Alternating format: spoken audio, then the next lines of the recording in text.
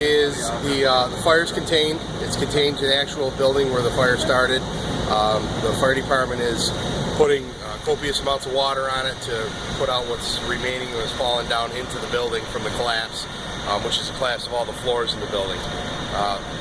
Village of Albion Code Enforcement is on scene. They've evaluated the structure.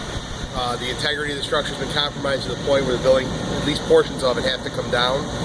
The owner is in agreement of that, and they have spoken to contractors, and the contractors are actually on scene at this moment taking a look at it to determine the best way to take the building down.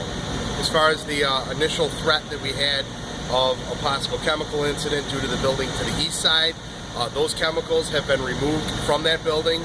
They are at another location within that facility. They are no longer in any danger whatsoever of the collapse causing any type of environmental or chemical incident. And at this point, we're just waiting for the fire department to say that the fire's contained enough where the contractors can get in and start working on it. We heard a couple of people may have went to the hospital from smoke inhalation. Did anybody get anything? No, I don't believe anybody was transported or even treated, and to my knowledge. Okay.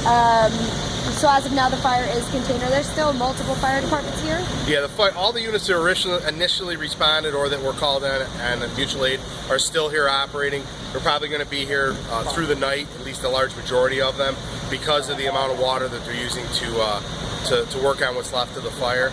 I would assume that through the night the fire service is going to be here on scene, and as the demolition crew gets on scene and starts doing their job. They're going to take it down tonight then? They're going to evaluate it. I don't know exactly when that's going to start, but the wall to the east, to my knowledge, is the biggest threat of collapse, and I know they want to deal with that as soon as possible. So I think they're going to, as soon as the fire department's done, and that might not be till morning, but yeah, it's immediately going to be taken, at least portions of it taken down. Are you still asking people to stay indoors, still keep their windows closed? At this point, the shelter in place has been lifted. However, we're asking all pedestrians and vehicular or civilians to stay out of the area.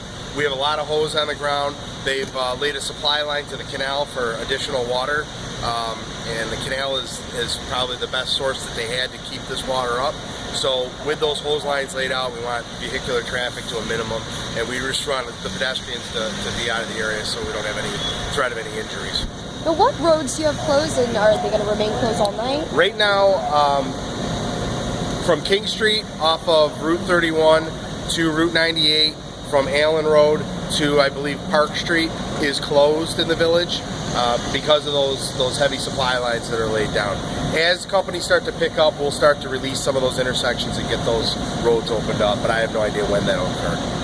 But the initial worry, it seems, is gone. Yeah, at this point, there's no danger. There's no health and safety danger. At this point, the only concern is of a collapse, and there's a collapse zone that's set up, so there's no real fear of any injuries from that if that were to happen. All the tractor trailers that were involved, they have anything in them? I do not know. I don't know, and if they did, it's to the best of my knowledge that those were used for transporting the pallets that were in there, and I do believe they're empty, and I don't know of any damage to those tractor trailers in the park there. So this is still ruled as an accident? Yep. Our investigation at this point leads us to believe that it was a grinding operation to remove some of the plumbing that was in there. Sparks from that operation caused the fire that ultimately demolished the building, or destroyed the building. They said there was a tow motor that was involved in fire?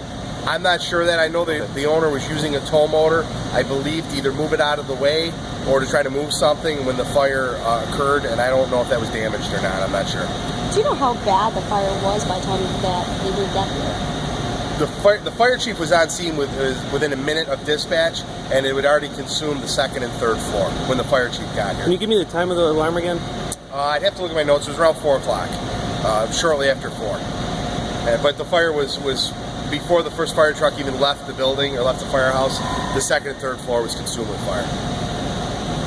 Okay. Is there anything else you can tell us? That's about it. They'll be here through the night, and if anything else changes, we'll let you know, but I don't see of anything else that we can provide really other than what you see here.